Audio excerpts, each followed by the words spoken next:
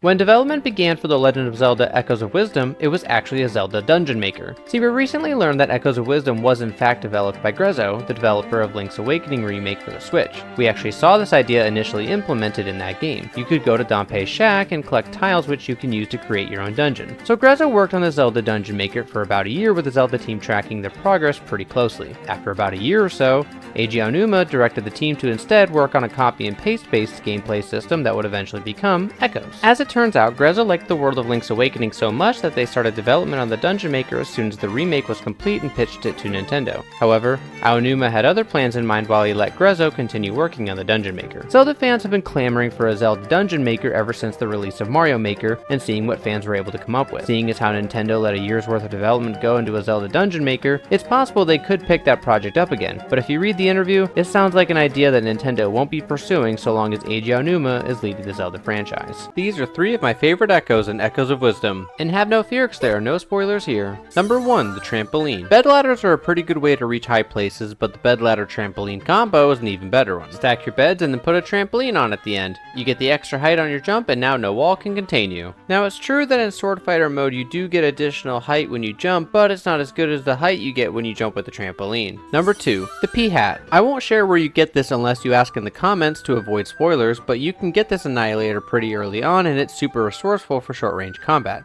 Just watch out for fire because it is susceptible to it. Number 3, the Caromadillo. This isn't even close to the strongest Echo, but it's a ton of fun employing Atari's Pong to do your bidding. It will bounce off any wall, and if you can contain it well, you'll be taking out most foes you encounter early on pretty easily.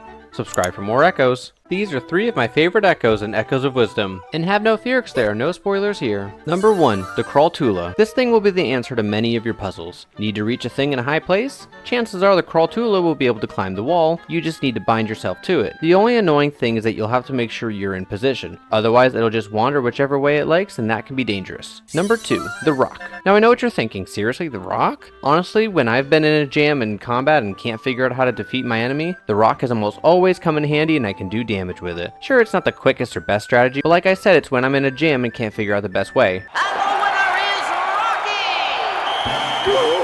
Number 3, the Darknet. This is the first strong Echo that you will come across. Assuming you can defeat it, maybe with a rock, this will be your first powerhouse. The issue is that it's slow, but you can overcome that by binding it and timing its swing while keeping it safe from harm. Subscribe for more Echoes of Wisdom. These are three more of my favorite Echoes and Echoes of Wisdom. Number 1, the Strantula. If you ever wanted Spider-Man on the Nintendo Switch, this might be the closest you'll get. Strantula offers a great way to cross large gaps and is so satisfying when you get to use it to solve a puzzle. Spider Zelda does whatever a Spider Zelda does. Can she swing from a web? Yes, she can. She's Spider Zelda. Number 2, the Crow. It took me way too long to figure out that the Crow is the best little bird in the game. Not because of power, but because of money. The Crow will attack enemies, and once per enemy, it will litter the area with rupees. It will also collect the rupees, which is super helpful, but honestly, I have more fun chasing the rupees down myself. Number 3, the Water Block. At first, I was building a lot of bed ladders, but then I got the Water Block, and that changed. Not only can you build water ladders on the water, you can build them out on land, or use it to cross gaps. It's super versatile and much more simple than most Echo combinations when trying to gain elevation. Subscribe for more Echoes of Wisdom. What happens when you collect all of the Echoes and Echoes of Wisdom? There are 127 Echoes for you to collect in this game, and a lot of them are really good to have for gameplay. Want to skip half the water temple once you get the boss key? Crawl up this wall with Crawltula. Help Link get up this wall? Summon a Platboom. Need to rip out the hearts and souls of your enemies and smash them into oblivion until they get summon a Lynel. When you complete the game, the Great Deku Tree in the Eternal Forest will assist you in collecting any collectibles in the game that you haven't already gotten. Mite crystals, the stamps, the heart pieces, and the Echoes. The Deku Tree will mark your map with the locations of the stamps and heart pieces you failed to collect, but only tell you which regions the Echoes you haven't found yet are located. So it's up to you to go into your inventory, figure out which Echoes you haven't gotten yet, and start traveling Hyrule until you come across the Echoes you missed during your gameplay. But collecting all 127 Echoes is quite the accomplishment. So what is it that you get once you collect them all? Nothing. Nothing at all. Not even a golden poo. Man, that's frustrating. Subscribe for more Echoes of Wisdom. After it was decided that Zelda would be the main character of our first Legend of Zelda game, the team had to figure out why Zelda would go out on an adventure. See, according to Eiji Aonuma, they needed a plot line that made sense for Zelda specifically to go out and save Hyrule, instead of relying on the soldiers around her to do all the heroics. This is particularly funny to me because throughout the series, 99% of the Royal Army, or anyone besides Link that has any skill as a fighter, has basically been fodder. Simply having monsters out in the overworld is enough for Link to conduct legal genocide genocide, but for Zelda, the team felt this wasn't enough. They decided to have Link and the King of Hyrule, Zelda's father, both sucked into rifts that lead into the still world so that Zelda felt personally motivated to investigate and rescue them. This is where the rift idea was born out of. That wasn't the last thing to be settled, however. Since Zelda was going out on an adventure, they felt that she couldn't go out in her traditional dress. Aside from trying to intimidate Ganon by looking like a total badass and chucking his hood aside, the intention was for Zelda to wear it to remind her of the hero she's trying to save throughout her journey. Romantic.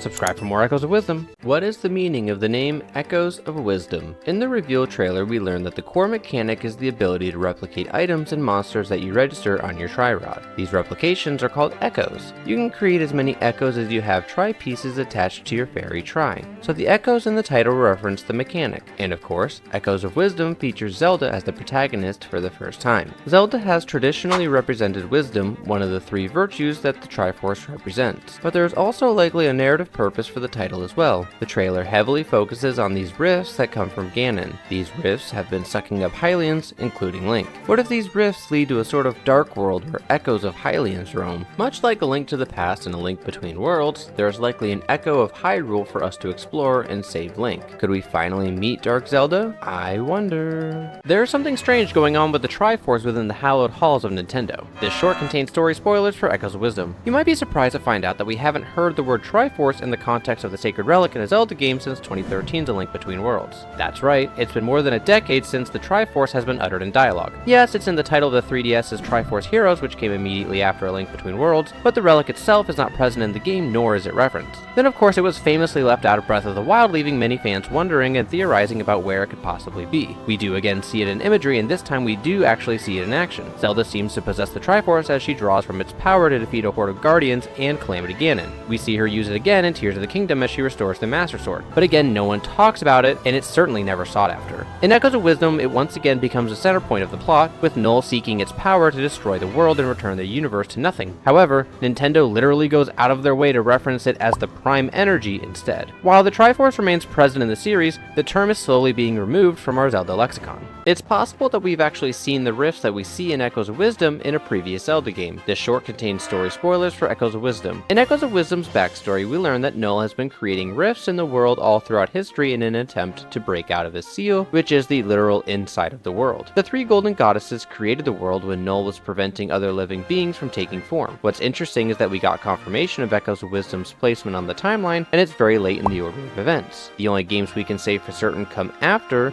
were the original two Zeldas and the Wild Era games. And we know that Null was imprisoned during the creation of the world, so that happened before Skyward Sword. So how come we haven't seen these rifts in any of these other Zelda games? Well, it's possible that we have. Echoes of Wisdom's map strongly resembles that of A Link Between Worlds, basically confirming that it's the same Hyrule. And if you've played A Link Between Worlds, you might recall that in order to access Lorule, you have to slide through one of these rifts. So is that confirmation that Lorule existed in the same still world that we visit in Echoes of Wisdom? Subscribe for more Echoes of Wisdom. We may not have seen the last of this new Echoes of Wisdom character, thanks to our best friend the Zelda timeline. This short contains story spoilers for Echoes of Wisdom. In the beginning of the world, Null was imprisoned within the world by the three golden goddesses. This happened before Skyward Sword, the first game in the timeline. So from Skyward Sword through Ocarina of Time, Null was simply trapped inside the world. Then at the end of Ocarina of Time, the hero either defeats or is defeated by Ganon. This either-or scenario is the first split in the Zelda timeline. The split where the hero is defeated is called the Downfall timeline, and it's in the Downfall timeline that Echoes of Wisdom takes place, where we meet Null and eventually defeat him. But there is still that other split in the timeline. See, after the hero defeats Ganon in Ocarina of Time, Zelda returns the adult Link back to what is called the Child timeline. Both timelines where Zelda removes the hero and the timeline where the hero was sent to are active. In these two branches, Null still remains. So just like Vati from Minish Cap, it's possible that we have to deal with Null sometime during the child or adult timelines. Subscribe for more Echoes of Wisdom. Tri as a character goes through somewhat of an emotional development throughout the story of Echoes of Wisdom, and it reminds me of another companion character in the Zelda series. This short contains mid-game story elements for Echoes of Wisdom. It's not that Tri lacks emotion, but rather, Tri seems unable to understand the motivations of others. When Tri and Impa are talking after Zelda rescues Hyrule Castle from its rift, and Impa thanks Tri for their help, Tri questions what the phrase "thank you" means. Impa explains that it's how you express gratitude when someone has helped you. Tri is still somewhat confused as Tri reasons that the only reason they're helping is simply to get rid of the rifts, so as to say that Tri is only doing this because it is their purpose, and in fact that is why the Golden Goddesses created the Tris in the first place. This reminds me of Fi from Skyward Sword. Fi was created by the goddess Hylia and lacks any and all ability to feel emotion. But at the end of the game, when Fi and Link are going their separate ways, Fi tells Link that Fi is happy. It definitely feels like the development team used Fi as an inspiration for how they were going to construct Tri's character. Subscribe for more Echoes of Wisdom. Echoes of Wisdom has been given an official timeline placement. This is not a drill, this is the real deal. It was heavily theorized that it took place in the downfall portion of the timeline due to the existence of Boreform Ganon, as well as many overworld structures and placements lining up with the maps of A Link to the Past and A Link Between Worlds. For example, the Eastern Temple here matches up exactly with these structures in both games I mentioned. So again, this is directly found on Nintendo's official website on their Zelda site where they keep the official timeline. So is it in the downfall timeline or did it land somewhere else? Which games come before and after it? Let's take a look.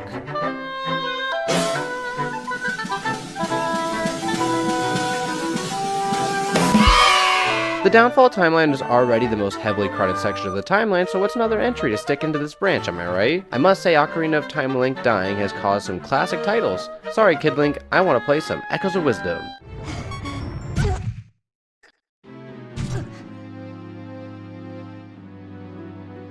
Subscribe for more Echoes of Wisdom. The Still World is a fascinating place in the Zelda universe, but what secrets is it holding? This short contains story spoilers for Echoes of Wisdom. In the beginning, there was nothing but Null. Oxymorons aside, anytime a living organism would attempt to take shape, Null would swallow it up. So the three Golden Goddesses created the world and trapped Null within it. Null would attempt to break free by creating rifts, but the Tris would ultimately repair them. When these rifts appear, they swallow up any living being that comes into contact with them. When you come back from a rift, you now have a special ability to see the goddess's creation, Tri. The Still World is portrayed as an alternate dimension, but it behaves differently than, say, the Spirit World or Low Rule or the Dark World in previous Zelda games. These realms act as mirrors of the real world, but with some twist. This doesn't apply to the Still World. The same item cannot exist in both the Still World and the real world in parallel. So it's a physical place that you go to. Canonically, it seems the Still World is not another dimension, but rather the space within the world acting with different laws and physics.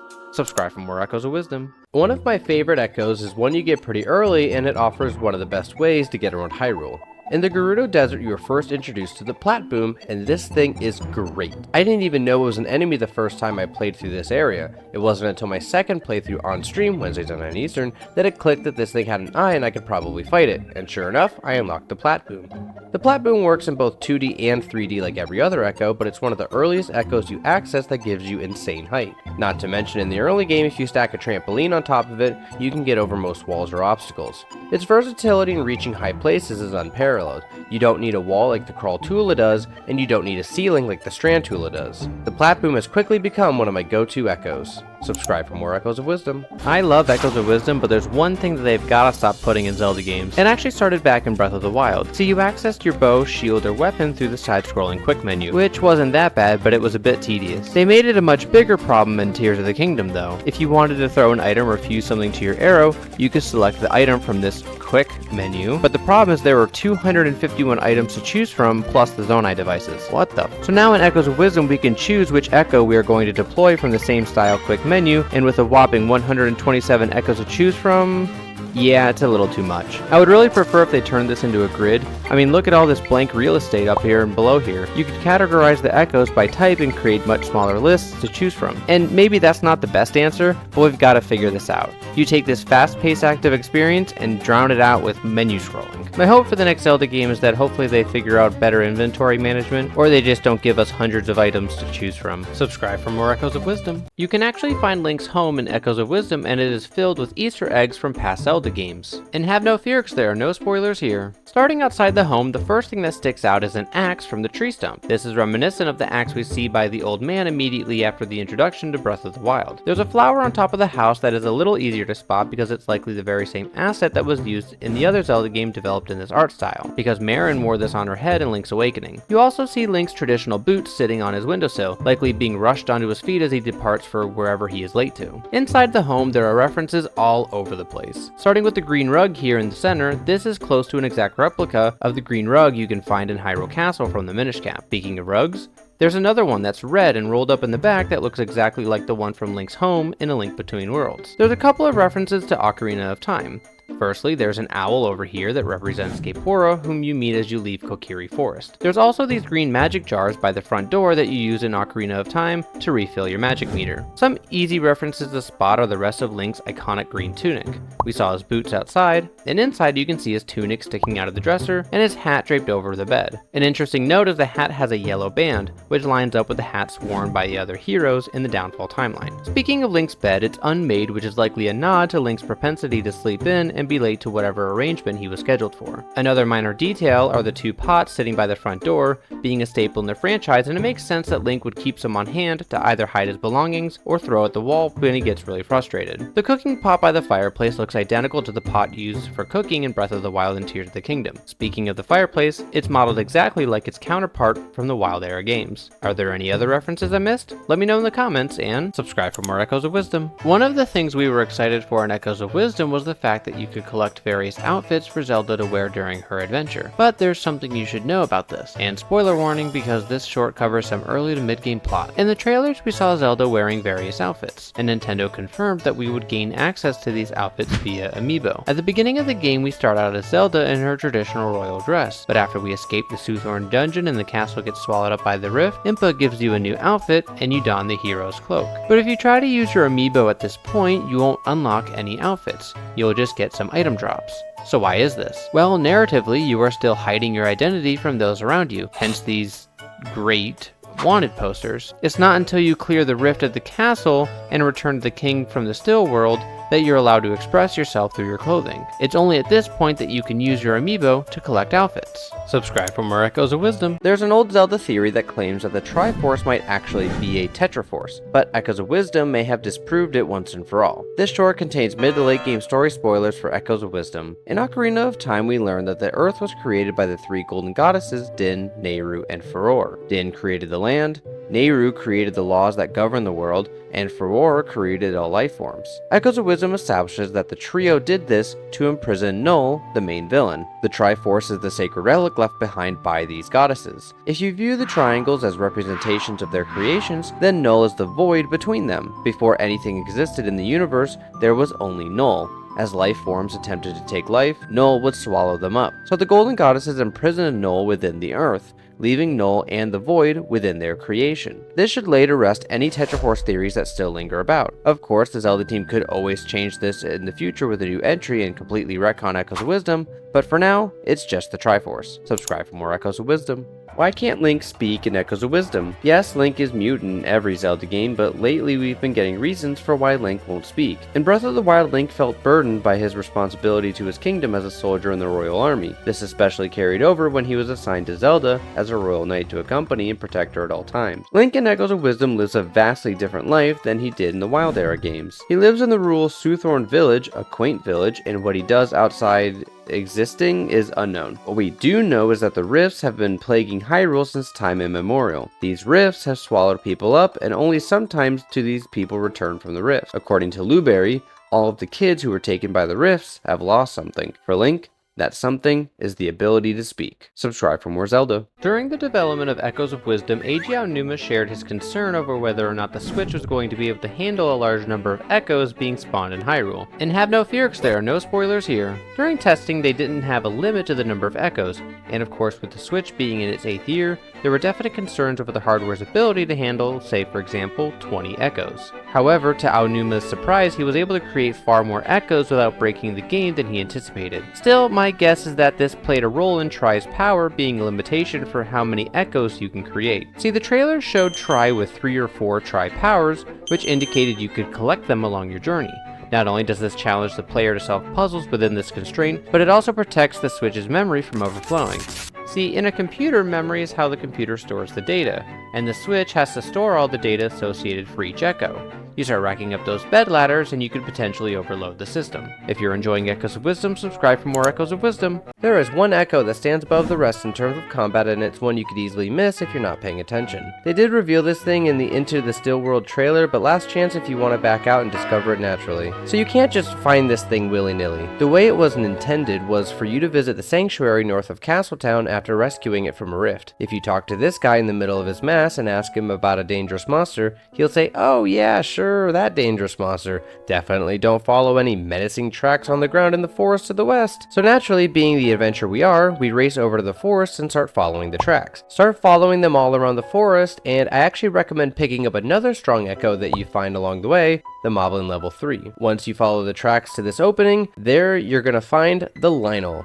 Once you get over your PTSD from Breath of the Wild and Tears of the Kingdom, take it down and get yourself the most destructive echo this game has to offer. Subscribe for more Echoes of Wisdom. Did you know that Link was actually slated to be the original protagonist of Echoes of Wisdom? During initial development, it was actually Link who was running around Hyrule creating echoes, but the development team felt a Sword and Shield got in the way. And have no fear, 'cause there are no spoilers here. Aonuma points out that if you have a Sword and Shield, it's much too easy to use that to fight enemies instead of needing to rely on the echoes you've gathered along your journey. The idea the team thought about was taking away Link's sword and shield at the beginning of the game and then giving them back later, but then you just ran into the same problem later in the game. So the team had to figure out who was the best fit as the protagonist if not Link, and that's when it was decided that Zelda would set out on her first playable adventure. Aonuma acknowledged the fans' desire to play a Zelda game as Zelda, and so it felt natural to place her in the lead role for this latest installment since the concept of a copy and paste gameplay system was already locked in. The Zelda team still wanted swordplay to be a part of the game, which is why we got Sword Fighter mode. The reason Sword Fighter mode has a limited duration is to keep the echo mechanic the primary method of play.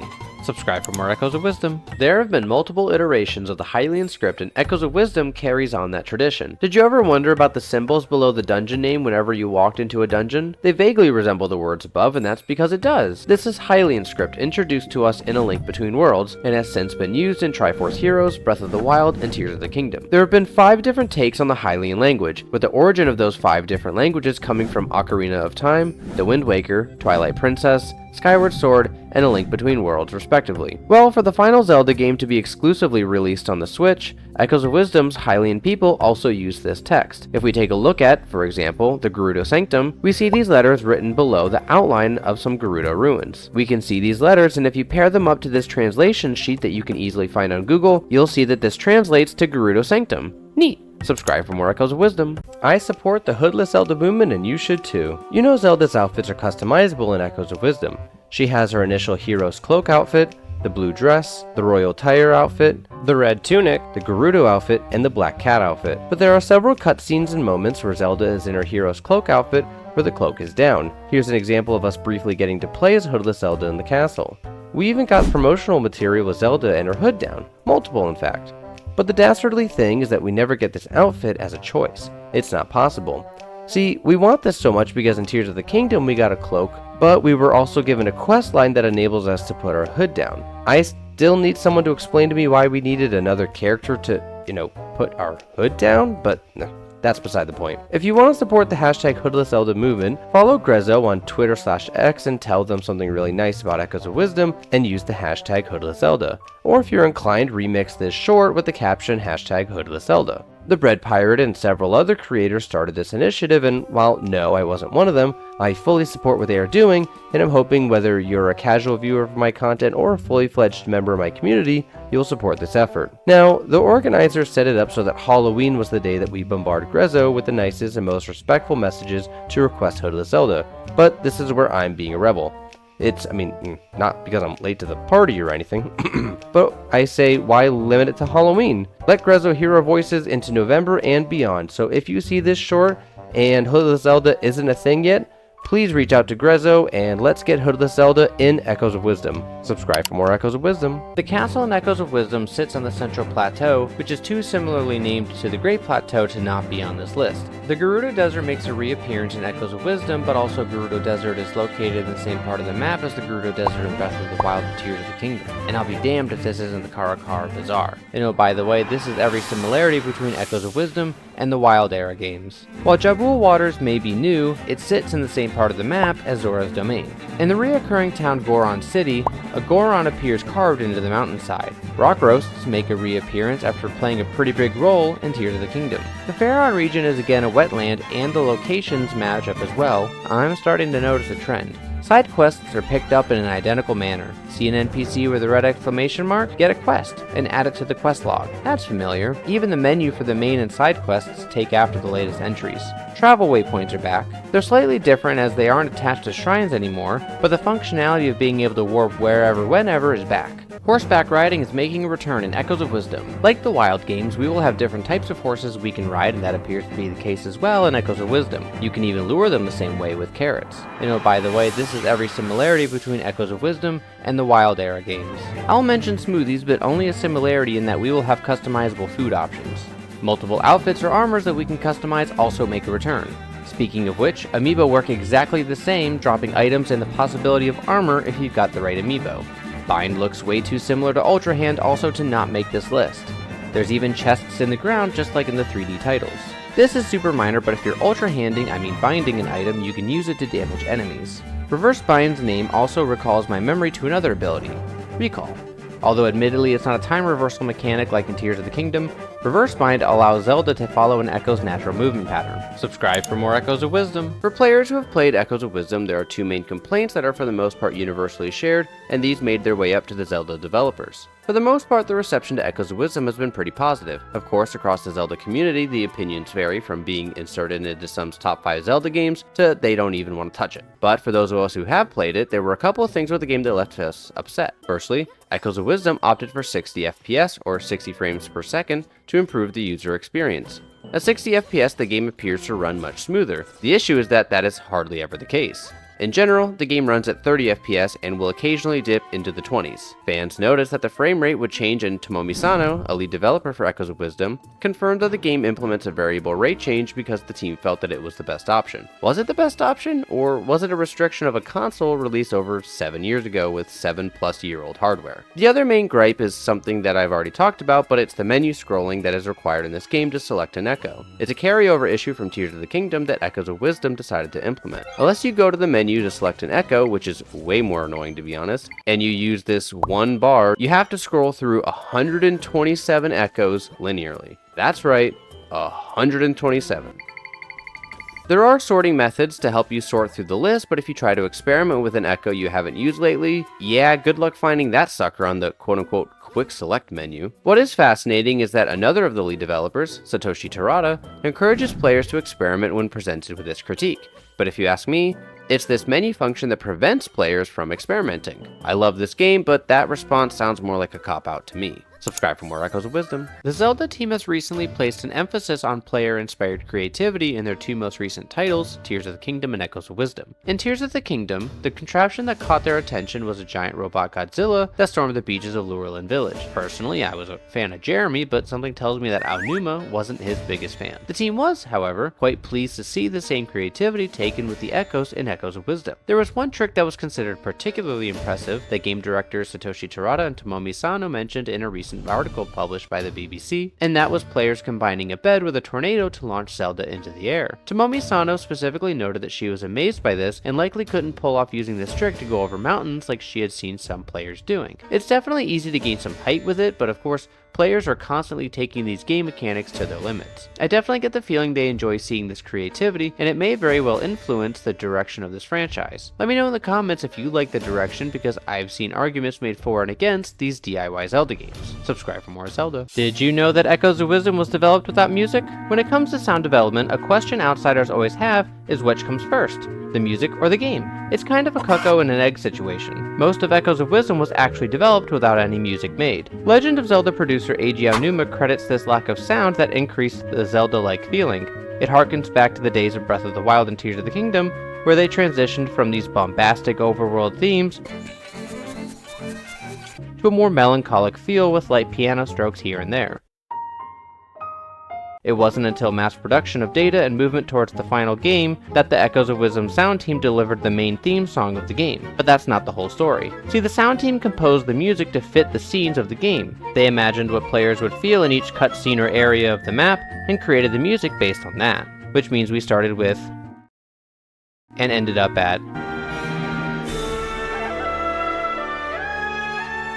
Pretty neat. Subscribe for more Echoes of Wisdom. Did you know you can get to the Zora dungeon's boss room early? Then obviously minor spoilers for the Zora dungeon. By the time you get to the second level of the fountain room, you should have already found the boss key. Check this out.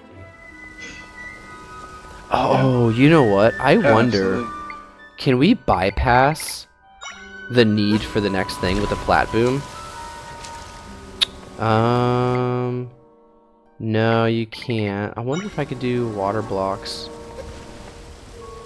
Wait a minute. Wow, that platform goes so high. Did you see that? How'd it go so high? I don't care how. It is.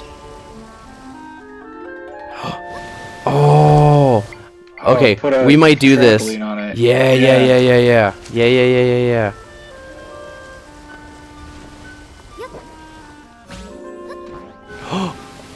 We skipped part of it. We skipped part of the dungeon. That's so cool. 3 echoes you probably missed. Number 1, the Gustmaster. You encounter the Gustmaster in a couple of the dungeons and it serves as an obstacle to overcome when trying to cross the room. You probably didn't think about destroying it because our Zelda brain is trained to think how we get around it. But the common theme across Echoes of Wisdom is if it has an eye, it's probably an echo. You can destroy it and claim the Gustmaster. Number 2, the Platboom. This is another example of an echo where you are first presented with it as an obstacle. You think, how do I get on top of it to get to that ledge and keep going? But as we established, there's its eye. The easiest way to claim it is just to start whacking it in Sword Fighter mode, and voila, you have one of the best vertical movement echoes. Number 3, the Beamos. The Beamos is really annoying if you decide not to engage it, it'll just shoot at you while you try to leave the room. But even if you decide to engage it, you may not immediately think you can claim it as an echo, because when you attack it, it looks like you defeat it and it transforms to this decayed state. Blow it up and only then can you claim it as an echo. Subscribe for more Echoes of Wisdom. Why is the Cloud Echo so OP? This is actually one of those echoes you have to get good at using because in order to unlock it to its full potential, you need to practice. Minor gameplay spoiler incoming, just a heads up. See, the Cloud Echo costs 2 Tri powers, and once you have fully upgraded Tri, you'll be able to cast 3 of these at a time. But truthfully, you'll only need 2 in order to use the cloud at maximum efficiency. The cloud has a 3-second duration if you're standing on it for it to go poof, so you have 3 seconds to cast your next cloud or other echo to make your move. The cloud gives you an unparalleled ability to infinitely scale heights so long as you're truly a pro gamer. But once you have mastered the way of the cloud, this is a sweet combo that you can pull off.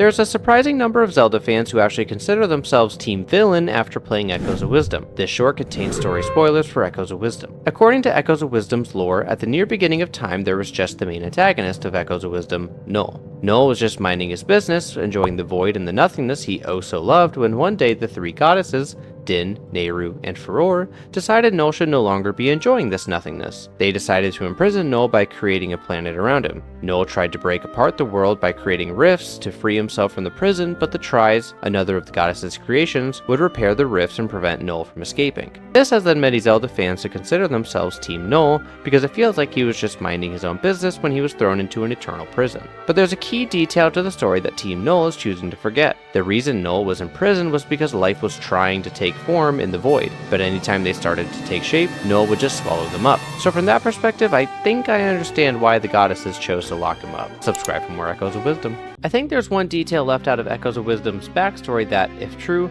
makes it all the more interesting. Story spoilers for Echoes of Wisdom. The story of creation in Echoes of Wisdom is a retelling of the story of creation from Ocarina of Time. The three golden goddesses, Din, Nehru, and Farore, created the world and left behind the Triforce, or the prime energy in Echoes of Wisdom. We learned that Din shaped the land, Nehru defined the law and order, and Farore supplied the planet with life, but those details are left out in Echoes of Wisdom's version of the story. While earlier in the Echoes version of the story, the catalyst for the goddesses creating the world and imprisoning Null was the fact that life was attempting to take shape within the void, but Null would swallow up those life forms to preserve the nothingness that was the void. What we don't know is how that life was attempting to take shape. Was it just appearing out of thin nothingness? What if Farore was trying to populate the void with life like she does the world in Ocarina's version of the story? That would make the conflict between the goddesses and Null even more personal. Subscribe for more Echoes of Wisdom.